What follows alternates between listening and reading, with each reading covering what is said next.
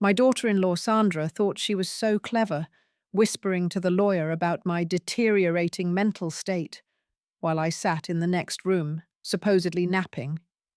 She didn't know that I'd been awake for the past hour, recording every word on the phone I'd hidden under my Afghan. She also didn't know that Patricia Chen, the neurologist who'd diagnosed my Alzheimer's, was my former college roommate who owed me a favor from 40 years ago. Mrs. Morrison is becoming a danger to herself, Sandra said in that fake concerned voice she'd perfected over the past 6 months. Just yesterday she left the stove on. Last week she couldn't remember my name. We need power of attorney before something terrible happens. The lawyer, Mr. Brennan, rustled some papers. The medical documentation is concerning.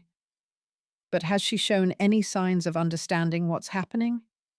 None, Sandra lied smoothly. She thinks it's 1982. She keeps asking for her husband Walter, and he's been dead for 5 years. Walter would have laughed at this entire charade. Before his death, he'd warned me about Sandra. "That woman looks at you like a wolf looks at a lamb, Evelyn," he'd said. "When I'm gone, watch your back." I'd thought he was being paranoid. Turns out, he was being prophetic.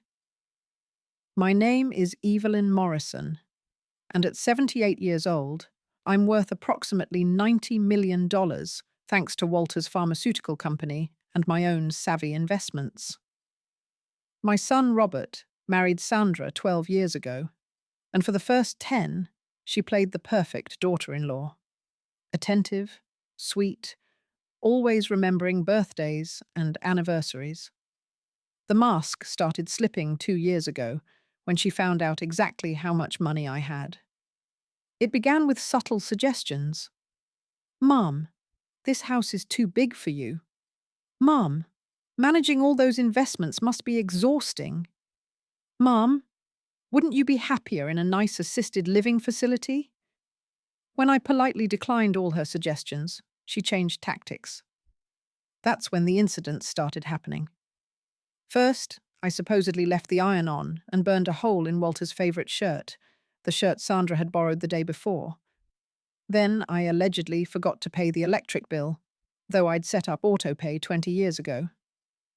The grocery store called to say I'd been confused and tried to pay with expired coupons. I hadn't been to that store in months. Each incident was carefully documented by Sandra in a leather journal she thought I didn't know about, hidden in the guest room closet behind her collection of designer bags I'd bought her for various occasions. I'd photographed every page, of course. Her handwriting deteriorated from neat script to excited scrawls as she detailed her plans. Week 1, establish confusion pattern. Week 5, introduce memory gaps. Week 12, doctor's visit. Patricia confirmed. Week 20, legal intervention. Week 30, full control of assets. She was currently on week 24, right on schedule. "Mrs. Morrison," Sandra's voice drifted through the door. "Are you awake? It's time for your medication." I quickly closed my eyes and let my head loll to the side, allowing a small trail of drool to escape. The Afghan rose and fell with my deliberately heavy breathing. Sandra entered with Robert, my son, who looked uncomfortable as always these days. Poor Robert.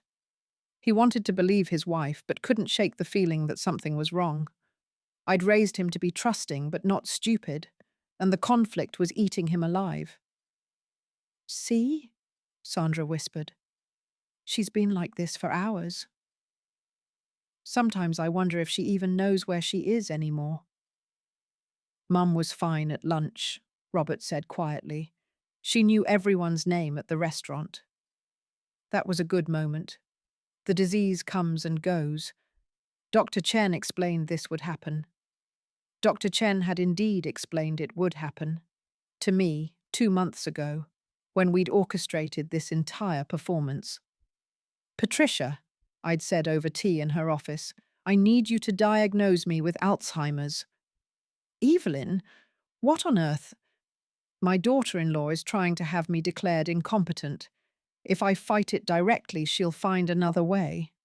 But if I let her think she's winning... You want to give her enough rope to hang herself. Precisely. Patricia had created impeccable medical records, brain scans showing concerning patterns, actually from a patient who'd given permission for their anonymized records to be used. Cognitive test results showing decline. I'd deliberately failed them. Progress notes documenting confusion and memory loss, all fabricated. Meanwhile, I'd been documenting everything else. Sandra's secret meetings with her divorce lawyer. Apparently, she planned to leave Robert once she had control of my money. Her affair with her personal trainer, Marcus. The security cameras I'd installed last year were quite high definition. Her cocaine habit. She really should check for cameras before doing lines off my grandmother's silver hand mirror. But the crown jewel of my evidence collection was the recording from last month, when Sandra had met with her brother Tommy at a bar, not knowing that the couple at the next table were private investigators I'd hired. Once the old bat is declared incompetent, we transfer everything to the Cayman accounts, Tommy had said. She'll be in a home within 6 months, dead within a year. They never investigate natural causes in nursing homes. What about Robert? Sandra had asked. What about him? Divorce him after the funeral, grieving widower, evil wife who took his mother's money. He won't fight for anything. He'll be too broken. They'd laughed, actually laughed about breaking my son's heart and potentially killing me. That's when I'd decided that simply exposing Sandra wasn't enough. She needed to be destroyed completely, publicly and legally, and the only way to do that was to let her think she'd already won. Should we call Doctor? Chen? Robert asked, still standing over my sleeping form. I already did. She's coming tomorrow for the competency evaluation. Once Mum fails that, we can move forward with the power of attorney. I still think we should wait. Maybe get a second opinion. Sandra's voice turned sharp. Robert, your mother is sick. Every day we wait is another day she could hurt herself or someone else. Is that what you want? Of course not, Then trust me. I'm doing this for her, for us, for our future. Our future. She meant her future. In the Maldives, with Marcus and my money. They left, and I waited a full 10 minutes before opening my eyes. Then I pulled out my real phone, not the decoy one Sandra had found and was monitoring, but the encrypted one my lawyer had given me. James? It's Evelyn. Yes, tomorrow's the day. Is everything ready? Excellent. And the judge? Perfect. No, I'll continue playing along until the hearing. How's my surprise witness? Wonderful. See you tomorrow. I stood up, stretching muscles that were far from frail. My twice-weekly sessions with my personal trainer, not Marcus, thankfully, had kept me in better shape than most 60-year-olds. The confusion and weakness Sandra had been reporting were pure theatre. Walking to my bedroom, I passed the family photos lining the hallway. Robert's wedding picture made me pause. He'd been so happy that day, so in love. Sandra had been beautiful in her dress, her smile radiant. I'd thought I was gaining a daughter. Instead, I'd gained a parasite.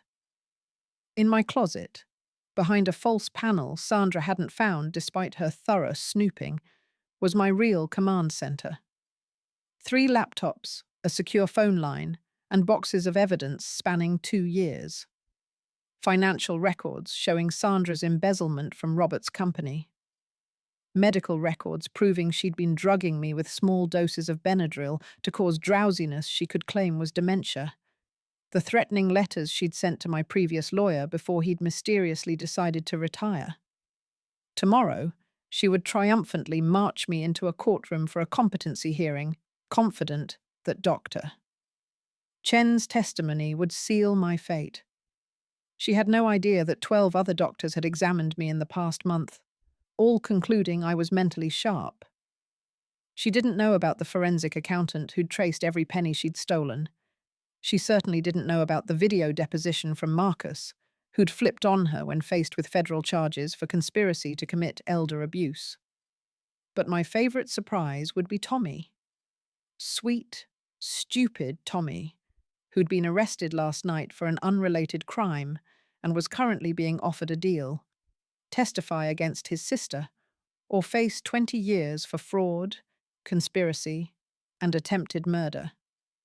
Family loyalty only goes so far when federal prison is the alternative.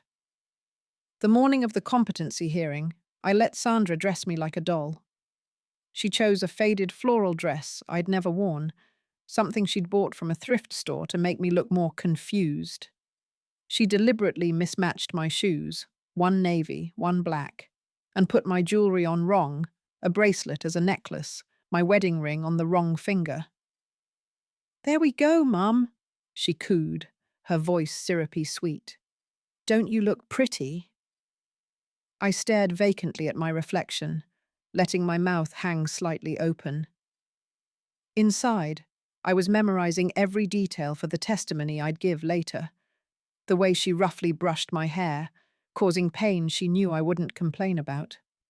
The pills she slipped into my orange juice, more Benadryl, probably, though I'd palmed them and dropped them behind the dresser. The satisfied smile when she thought I wasn't looking. Robert drove us to the courthouse, his hands gripping the steering wheel so tightly his knuckles were white. "Mum, do you understand where we're going?" I turned to him slowly, as if processing the question was difficult. "Are we visiting Walter?" His face crumpled. Sandra reached over to pat his hand. "It's okay, honey. After today, she'll get the help she needs." The help I needed. What I needed was to get this parasite away from my son before she destroyed him completely. The courthouse was buzzing with activity, but our hearing was in a small, private room, Judge Catherine Walsh presiding. I'd known Catherine for 30 years, though Sandra didn't know that. Catherine's poker face was legendary, and today she looked at me with professional detachment that would have fooled anyone. "This is the matter of Evelyn Morrison's mental competency," she began. "Present are Robert Morrison, the petitioner Sandra Morrison, and the subject, Evelyn Morrison. Is counsel present?" Sandra's lawyer, Mr. Brennan, stood. "Yes, Your Honour. We're also joined by Dr. Patricia Chen, Mrs. Morrison's treating physician." "No counsel for Mrs. Morrison." "She's not capable of obtaining counsel, Your Honour," Sandra said quickly. "Her condition—" "I didn't ask you, Mrs. Morrison," Judge Walsh said coolly. "I asked counsel." "Apologies, Your Honour," Brennan said. "We attempted to contact Mrs. Morrison's previous attorney, but he's retired. Given her mental state—" Objection. Everyone turned to the door, where James Patterson stood in an impeccable suit, briefcase in hand. My real lawyer, the one who'd been preparing for this moment for 2 years. "James Patterson for Mrs. Evelyn Morrison, Your Honour. I apologise for my tardiness." Sandra's face went pale. "She can't have a lawyer. She's incompetent." "That's what we're here to determine," Judge Walsh said. "Mr. Patterson, I assume you have documentation of your representation?" "Indeed, Your Honour. Signed and notarized 2 years ago, with yearly confirmations. Mrs. Morrison has been my client since she first suspected elder abuse." "Elder abuse?" Brennan sputtered. "That's ridiculous." "Is it?" James opened his briefcase. "I have here sworn affidavits from 14 witnesses, medical records from 12 independent physicians, and video evidence of systematic abuse, fraud, and attempted murder." The room exploded. Sandra jumped to her feet. "He's lying. She's senile. She doesn't know what's happening." I decided it was time to drop the act. I know exactly what's happening, Sandra, I said clearly, my voice strong and steady. I've known from the beginning. The silence that followed was deafening. Robert's mouth fell open. Sandra stumbled backward as if I'd struck her. Even Brennan looked shocked. Mum, Robert whispered. I'm sorry, sweetheart, I said to him. I had to let it play out this far. It was the only way to expose everything. Your Honor, Brennan tried to recover. This is clearly a lucid moment. Dr. Chen can explain. Actually, Patricia stood up. I can't, because I've been documenting Mrs. Morrison's perfect mental health for the past 2 years as part of a sting operation. Sandra's scream could probably be heard 3 floors down. You bitch! You lying, manipulative bitch! Pot, meet kettle, I said calmly, though I prefer strategic to manipulative. James began presenting evidence with the efficiency of someone who'd been preparing for this moment. First, the medical records. Exhibit A, 12 independent neurological evaluations conducted over the past month, all concluding Mrs. Morrison has no cognitive impairment. Exhibit B, toxicology reports showing traces of diphenhydramine, Benadryl, in Mrs. Morrison's system, administered without her knowledge to simulate confusion. She needed it for allergies, Sandra protested. In January, in doses that would tranquilize a horse, Patricia interjected. I think not. Next came the financial records. James pulled out folder after folder, each one making Sandra sink lower in her chair. Mrs. Sandra Morrison has embezzled $2.3 million from her husband's company over 5 years. She's also attempted to access Mrs. Morrison's accounts 47 times using various fraudulent methods. Here are the bank records, the forged signatures, the fake power of attorney documents she created but never successfully filed. Robert, baby, I can explain, Sandra started, but Robert had moved away from her, closer to me. Explain what? He asked quietly. That you've been poisoning my mother, stealing from my company, planning to… What exactly were you planning, Sandra? James answered for her. According to her brother, Tommy Morrison, who's agreed to testify in exchange for a reduced sentence, the plan was to have Mrs. Morrison declared incompetent, gain control of her assets, transfer them offshore, place her in a substandard nursing facility, and wait for her to die of natural causes. They estimated 6 months to a year. Tommy would never, Sandra started. The door opened, and Tommy walked in, flanked by 2 federal agents. He looked terrible, unshaven, exhausted, and wearing an ankle monitor. Sorry, sis, he said, not sounding sorry at all, but I'm not doing 20 years for you. Your Honor, James continued, I'd like to play a recording from last month. Sandra's voice filled the room, captured in crystal clarity. The old bat is stronger than she looks. We might need to up the doses. Or maybe there could be an accident. She's so confused lately, nobody would question a fall down the stairs. That's taken out of context, Sandra shrieked. What context makes planning to murder your mother-in-law acceptable? Judge Walsh asked dryly. But James wasn't done. The coup de grace was yet to come. Finally, Your Honor, I present Marcus Webb, Mrs. Sandra Morrison's personal trainer and lover, who has provided a sworn deposition detailing their affair, and Mrs. Morrison's plans to divorce her husband once she had control of the family assets. Marcus appeared on a video screen. He was testifying remotely from federal custody in another state. His testimony was devastating. He detailed every conversation, every plan, even showed text messages where Sandra discussed different ways to kill me and make it look accidental. She said the old lady was tough, Marcus said on screen. Said she'd have to be creative. She researched poisons that mimicked strokes, studied how to cause falls that looked accidental, even looked into hiring someone to make it look like a robbery gone wrong. Robert made a sound like a wounded animal. I reached for his hand, and he gripped it like a lifeline. She was going to kill you, he said, his voice broken. My wife was going to murder my mother. But she didn't, I said firmly, because I was always one step ahead. Sandra had gone from pale to green. Her lawyer was frantically whispering to her, probably telling her to invoke her Fifth Amendment rights. Judge Walsh had heard enough. Mr. Patterson, does your client wish to pursue criminal charges? Yes, Your Honor. Federal charges for elder abuse, attempted murder, fraud, embezzlement, and conspiracy to commit murder. The FBI is waiting outside to make the arrest. Robert, Sandra turned to her husband, tears streaming down her face. Please, baby, you know I love you. This is all a misunderstanding.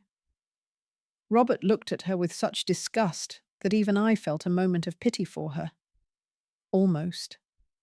You drugged my mother. You stole from my company. You were planning to kill her and leave me. And you think saying I love you fixes that? I do love you. The money was just... I needed security. You're always working, never home. I was lonely. So lonely you fell into bed with Marcus?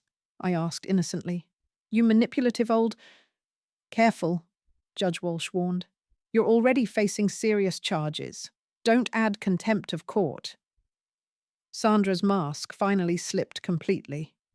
The sweet, caring daughter-in-law vanished, replaced by the vicious gold digger she'd always been. You think you're so smart, she snarled at me. Playing your little games, pretending to be senile. You're insane. No, I said calmly. I'm thorough. Every conversation you had, I recorded. Every document you forged, I copied. Every plan you made, I knew about. Did you really think I'd survived 78 years, built a fortune, and raised a successful son by being stupid? Mum, Robert said quietly. How long have you known? 2 years. Since she asked me about my will at your 10th anniversary party. She was drunk and let slip that she knew exactly how much I was worth. Information she could only have gotten by illegally accessing my financial records. Why didn't you tell me? Would you have believed me? Your wife, the woman you loved, was a gold-digging attempted murderer? You needed to see it for yourself. So you let her drug you, abuse you? I let her think she was drugging me. The pills went down the drain or behind furniture.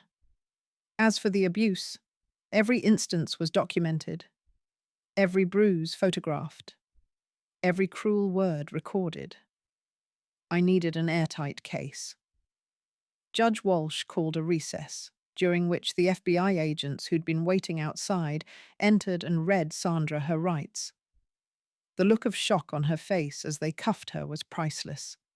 She genuinely believed she could talk her way out of this. Robert, please, she cried as they led her past him. Don't let them do this. I'm your wife. Were, Robert said quietly. You were my wife. Past tense. As they took her away, Tommy tried to slink out behind them, but I wasn't done with him yet. Tommy, I called out sweetly, don't forget about the check fraud, and the identity theft, and that little matter of the arsenic you bought online last month.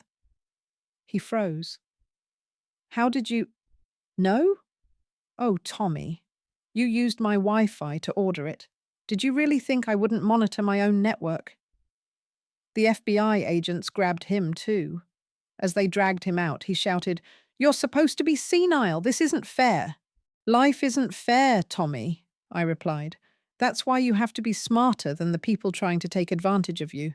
After they were gone, the courtroom was quiet, except for Robert's ragged breathing. My poor son looked like he'd aged 10 years in 10 minutes. Mum, I'm so sorry. I should have seen it. I should have protected you. Oh, sweetheart. I pulled him into a hug, something I hadn't been able to do properly in months for fear of breaking character. You couldn't have known. Sandra was very good at what she did. She fooled everyone except me, and I only knew because I was looking for it. Patricia came over, pulling off the austere doctor persona she'd been wearing. "Robert, your mother is remarkable. Do you know she memorized entire conversations while pretending to be confused? She documented everything while appearing to be completely helpless. She essentially ran a 2-year undercover operation in her own home." "But why?" Robert asked me. "Why go through all this? Why not just expose her immediately?" I sighed, settling into a chair now that I could drop the frail act. Because exposure wasn't enough. Sandra had been planning this for years, Robert. She had contingencies, alibis, explanations for everything. If I'd accused her outright, she would have painted me as a paranoid old woman trying to break up her son's marriage. She would have been more careful, more subtle. Eventually, she would have found a way to get what she wanted. James Patterson pulled out more documents. "Your mother was brilliant, Robert. She didn't just catch Sandra. She caught her entire network. The doctor Sandra bribed to provide false diagnoses. Arrested. The nurse at the facility where Sandra planned to put your mother under investigation for the suspicious deaths of 6 other elderly patients. The financial advisor who was helping Sandra hide money. His license has been revoked and he's facing federal charges." "It was like a cancer," I explained. "I couldn't just remove the tumor. I had to get all of it or it would grow back." Judge Walsh returned, having composed herself after the dramatic scene. "Mrs. Morrison, I must say, in my 30 years on the bench, I've never seen anything quite like this."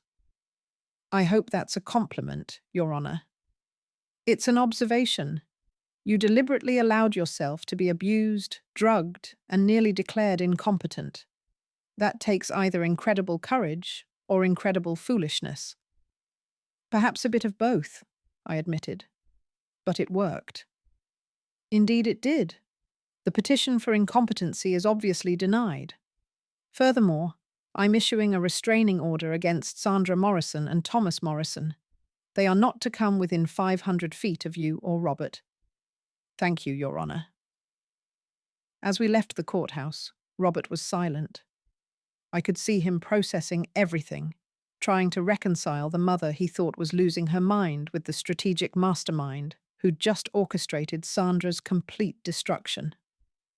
"You must hate me," he said finally as we sat in his car. "What? Robert, no. Why would you think that?" "I didn't protect you. I believed her. I was going to let them put you in a home." "You believed her because she was your wife, and you loved her. That's not a character flaw, sweetheart. That's what normal good people do. They trust the people they love." "But you didn't trust her."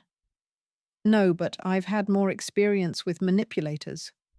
Your father, God rest his soul, was a wonderful man, but his business partners were sharks. I learned to spot the predators early. Sandra was good, but she had tells." "Tells?" "She always touched her wedding ring when she was lying, a subconscious tell that she was betraying her vows. She could never quite meet my eyes when she was being cruel, always looked just past me. And she always scheduled her meetings with lawyers and co-conspirators during your hospital shifts, thinking I wouldn't notice the patterns. We drove to my house, my beautiful Victorian house that Sandra had already been planning to sell. Everything looked different now that I could stop pretending. I could use the smart home features again instead of pretending I couldn't work a remote control. I could cook elaborate meals instead of burning toast. I could read my books instead of staring vacantly at television shows I hated. "Mum," Robert said as we sat in my real living room, not the staged one Sandra had been showing to doctors. "What happens now? Now you divorce your wife, rebuild your life, and hopefully learn to trust again. And I go back to being myself." "What about the money Sandra stole?" "It's being recovered. Most of it, anyway. What can't be recovered will be replaced by the assets we'll seize from her and Tommy through civil suits." "And Sandra?" "She's facing 15 to 20 years for attempted murder, elder abuse, and fraud. Tommy's looking at 10 to 15. They'll both be old by the time they get out, and broke. I've made sure of that." Robert was quiet for a moment.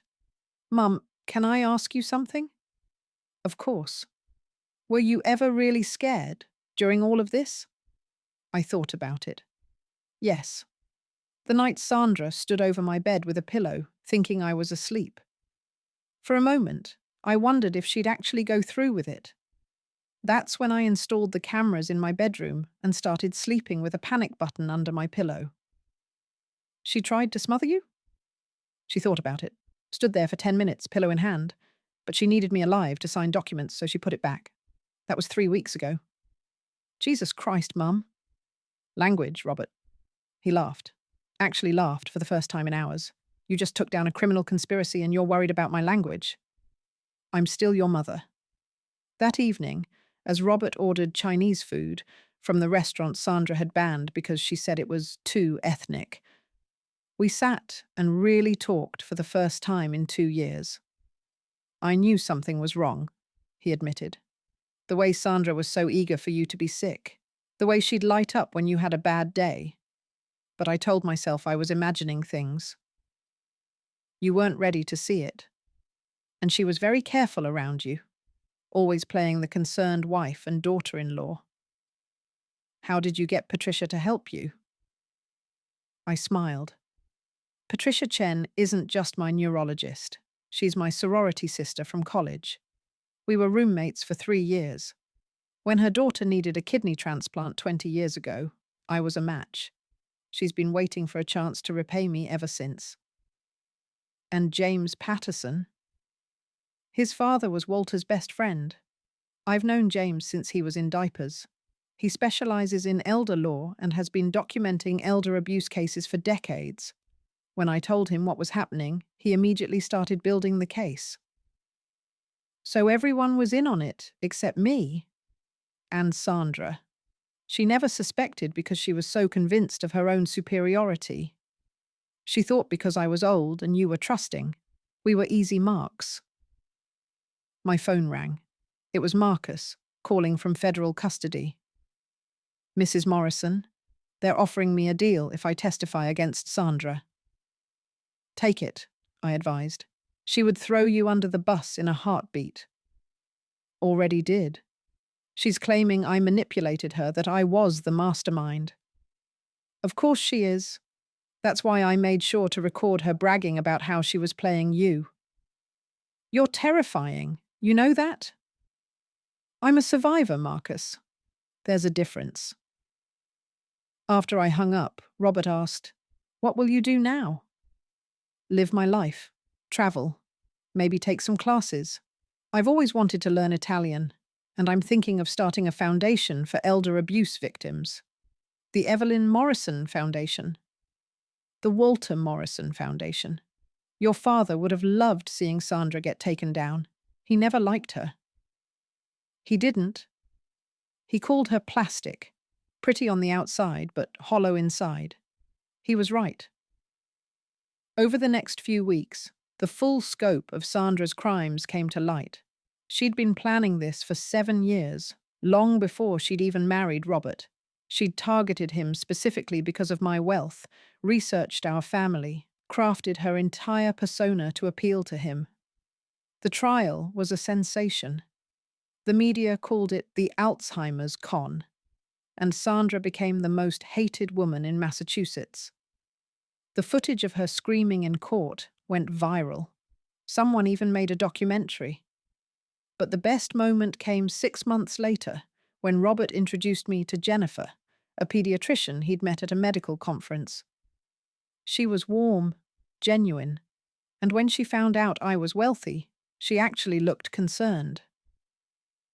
"I hope you don't think I'm after your money," she said anxiously. "I have my own practice. I don't need—" "I know, dear," I interrupted. "I had you investigated months ago." "Mom," Robert protested. "What? You think I'd let you date someone without running a background check? Fool me once, shame on Sandra. Fool me twice, shame on me." Jennifer laughed.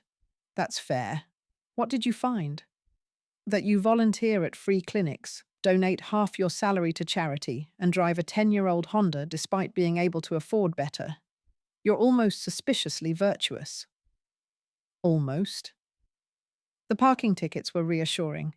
Perfect people make me nervous. They married 2 years later in a small ceremony in my backyard. Jennifer insisted on signing a prenup that protected my assets and Robert's. She even added a clause stating she wanted nothing if they divorced. Sandra, meanwhile, was serving year 3 of her 18-year sentence. She wrote to Robert once, begging for forgiveness. He sent the letter back unopened with a note. My mother taught me not to accept mail from strangers. As for me, I'm 81 now, sharper than ever, and enjoying my life. I take a martial arts class with other seniors, partly for fitness, partly because it amuses me to let people underestimate the old lady who can flip someone twice her size. The Alzheimer's Act is legendary at the senior centre. They call me the actress and joke about never playing poker with me, but they also come to me when they suspect their own families are taking advantage of them. I've helped expose 3 more cases of elder abuse, each time working with James Patterson to build airtight cases. Patricia and I have lunch every month, laughing about our performance. She's teaching a course now on recognizing elder abuse in medical settings, using our case as a prime example. You know what the funny thing is? I told her recently. Sandra's plan would have worked on most people. She was smart, careful, and patient. Her only mistake was choosing the wrong victim. No, Patricia corrected. Her mistake was underestimating you because of your age. She saw an elderly woman and assumed you were weak. Well, she knows better now. Orange isn't really her color, but she's got 15 more years to get used to it. The truth is, I could have stopped Sandra earlier, but she needed to commit enough crimes to guarantee she'd never be able to hurt anyone again. Every pill she slipped me, every document she forged, every cruel word she spoke thinking I was too confused to understand. It all became evidence. My name is Evelyn Morrison. I'm 81 years old, worth $90 million, and I have a message for anyone who thinks the elderly are easy targets. We've survived everything life has thrown at us. We've buried parents, spouses, sometimes children.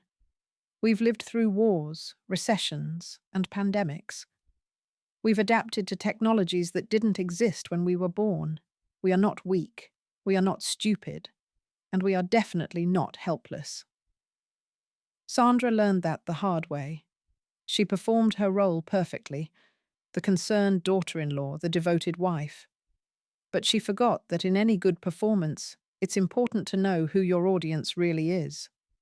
She thought I was a confused old woman watching her show.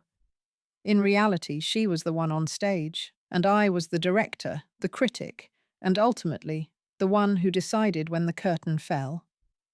The show's over now. Sandra's in prison, Tommy's in a different prison, Marcus is in witness protection, and Robert is happily remarried to someone who actually loves him. And me? I'm preparing for my next performance. The senior centre is putting on a production of Hamlet. I'm playing Gertrude, the queen who everyone underestimates until it's too late. Typecasting, really.